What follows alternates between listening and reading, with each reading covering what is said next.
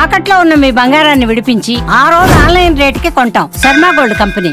కూకట్పల్లిలో 10 ఏళ్ల బాలిక సహస్ర హత్య కేసుకు సంబంధించి కనీసం ఒక్కటంటే ఒక్క ఆధారం కూడా లభించలేదు పోలీసులకి. సోమవారం ఉదయం ఈ ఘటన జరిగితే ఇప్పటి వరకు ఇది 5వ రోజు. కానీ ఒక్క ఆధారం కూడా లభించలేదు అంటే, ఒక్క క్లూ కూడా దొరకలేదు అంటే చంపినవాడు ఎంత తెలివిగా ఈ హత్య చేసి వెళ్ళాడన్నది అర్థమవుతోంది. పోలీసులు అందరిని విచారిస్తూ ఉన్నారు. అనుమానం ఉన్న ప్రతి ఒక్కరిని కూడా పిలిచి విచారిస్తూ ఉన్నారు. కానీ ఏమీ దొరకలా. ఆ బిల్డింగ్లో ఎవరైతే ఉంటున్నారో అద్దెకున్న కుటుంబాలు వాళ్ళందరినీ విచారించారు. అలాగే సెకండ్ ఫ్లోర్లో సంజయ్ అనే వ్యక్తి మీద అనుమానం ఉంది. మొదట అతన్నే అనుమానితుడిగా భావించి విచారించారు. కానీ ఏమీ దొరకలా.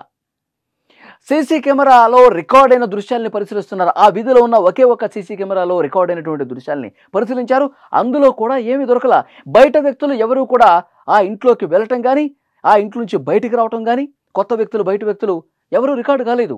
మరి ఎవరు చేసి ఉంటారు? పోలీసులు మొదటి నుంచి ఒక విషయాన్ని చాలా బలంగా చెప్తా ఉన్నారు. ఆ బిల్డింగ్లో ఉన్న వాళ్లే చంపి ఉంటారు. ఎందుకంటే కొత్త వాళ్ళు ఎవరు ఆ బిల్డింగ్లోకి వెళ్ళినట్టుగా మాకు కనిపించలేదు, బిల్డింగ్లో ఉన్నవాళ్లే అని చెప్పి చాలా స్పష్టంగా పోలీసులు చెప్తా ఉన్నారు. కానీ విచారిస్తున్నారు, గంటల కొద్దీ విచారిస్తూ ఉన్నారు.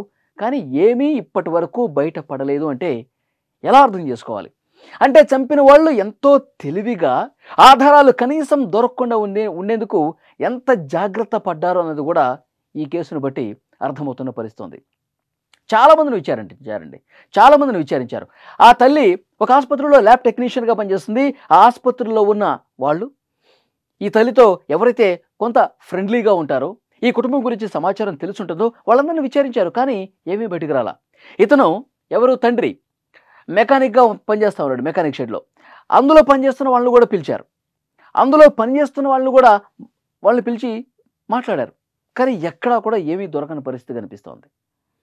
అసలు ఎవరు చేశారన్నది కూడా తెలియాలంటే, ఆధారాలు సంపాదించాలంటే ఇంకా ఎవరిని విచారణకు పిలవాలన్నది కూడా పోలీసులకు అర్థం కావట్లా. తల్లిదండ్రుల్ని 7 గంటల పాటు విచారించారు. వాళ్ళు కూడా మాకు అసలు ఎవరి మీద అనుమానం లేదు, మాకు అసలు ఎవరు శత్రువులు కూడా లేరు, గత కొన్ని రోజులుగా మేము ఎవరితో గొడవ పడ్డట్టు కూడా లేదు, అయినా ఎవరు కక్ష కట్టుకొని పగ పెంచుకొని మా అమ్మాయిని చంపేశారు, మాకే అర్థం కావట్లేదు సార్ అంటూ వాళ్ళిద్దరూ కూడా కన్నీళ్లు పెట్టుకుంటూ మాట్లాడుతున్న పరిస్థితి ఉంది.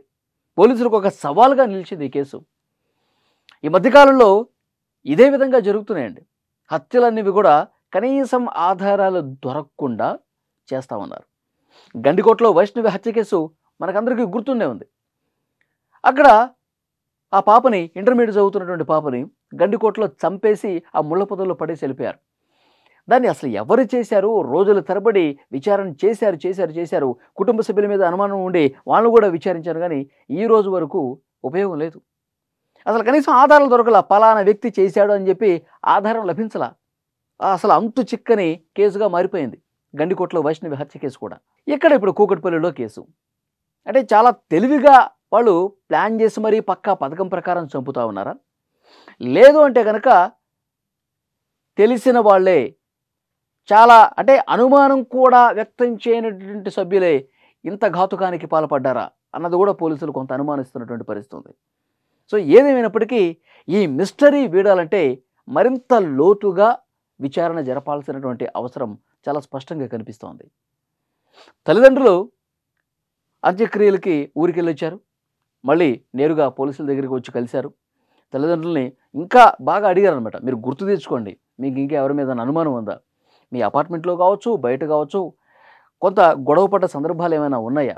ఎందుకంటే చిన్న గొడవలు కూడా మనసులో పెట్టుకొని ఇలాంటివి చేసే దుర్మార్గులు కూడా ఉంటారు. కాబట్టి అటువైపు కూడా ఒక్కసారి మీరు ఆలోచించండి. ఏమన్నా ఘర్షణ పూరిత ఘటనలు ఏమన్నా ఈ మధ్యకాలంలో జరిగా ఒక్కసారి గుర్తు తెచ్చుకోండి అని పోలీసులు వాళ్ళతో మాట్లాడిన పరిస్థితి ఉంది. కానీ వాళ్ళు ఏం చెప్పలేకపోతున్నారు. ఉదయాన్నే 10 గంటల సమయంలో బయట వ్యక్తులు ఎవరో వచ్చి అంత దారుణంగా మా పాపని చంపాల్సినటువంటి పరిస్థితి, ఆ అవసరం ఎవరికి ఉంది కూడా ఎవరికి అర్థం కావట్లా. ఉదయం 10 గంటల కంటే పట్టపగలు ఒక పదునైనటువంటి కత్తి తీసుకొని గొంతు మీద 14 కత్తిపోట్లు ఉన్నాయంట. మొత్తం శరీరం మీద 20 కత్తిపోట్లు ఉన్నాయి. అంత కక్ష పెట్టుకొని అంత చిన్న పాపను చంపాల్సినటువంటి అవసరం ఎవరికి వచ్చింది? నిజంగా అందరూ ఆశ్చర్యపోతున్నారు ఈ కేసు చూసి. సో పోలీసులు మరి ఆఖరికి ఏం తెలుస్తారో తెలియదు కానీ సీరియస్గానే తీసుకున్నారు పోలీసులు. ఒక సవాలుగా తీసుకున్న పరిస్థితి ఉంది. తండ్రే మొదటగా చూసింది.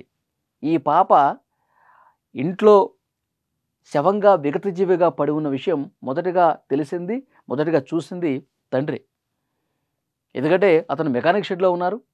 వాళ్ళ బాబుకి లంచ్ బాక్సు సహసరే ఇవ్వాలి. సహసర ఇవ్వలేదు. ఎందుకు లంచ్ బాక్స్ తీసుకురాలేదంటే హుటాహుటిన ఇంటికి వచ్చాడు. ఇంటికి వచ్చి చూస్తే బయట గడి పెట్టింది. ఓపెన్ చేసి చూస్తే ఆ విధంగా కనిపించిందంట. విగతజీవిగా రక్తపు మడుగులో కనిపించిందంట ఆ తండ్రికి. అతను ఇదే విషయం పోలీసులకు చెప్పాడు. మరి చాలా దగ్గరగా ఉన్నవాళ్ళు, బాగా తెలిసిన వాళ్ళు, అపార్ట్మెంట్లో ఉన్నవాళ్లే అంటే చాలామంది తల్లిదండ్రుల మీద కూడా కొంత అనుమానం వ్యక్తం చేస్తూ ఉన్నారు. వాళ్ళని కొంచెం సీరియస్గా అడగండి సార్, మీరు అపార్ట్మెంట్లో అద్దెకున్న వాళ్ళందరినీ అడిగారు, చాలామందిని అనుమానించారు, బయట వ్యక్తులు ఎవరూ రాలేదంటున్నారు. మరి తల్లిదండ్రుల్ని ఇంకొంచెం గట్టిగా సీరియస్గా మీరు క్వశ్చన్ చేయాల్సిన అవసరం ఉంది అని చెప్పి చాలామంది మాట్లాడుతూ ఉన్నారు. ఏమో ఏదైనా కావచ్చు. సో డెఫినెట్గా పోలీసులు ఇంకొక 2 రోజుల్లో చాలా క్లియర్గా, చాలా సీరియస్గా ఇన్వెస్టిగేట్ చేసి హంతకుణ్ణి పట్టుకొని తీరతామని చెప్తా ఉన్నారు. సో చూద్దాం పోలీసులు ఏం తెలుస్తారన్నది.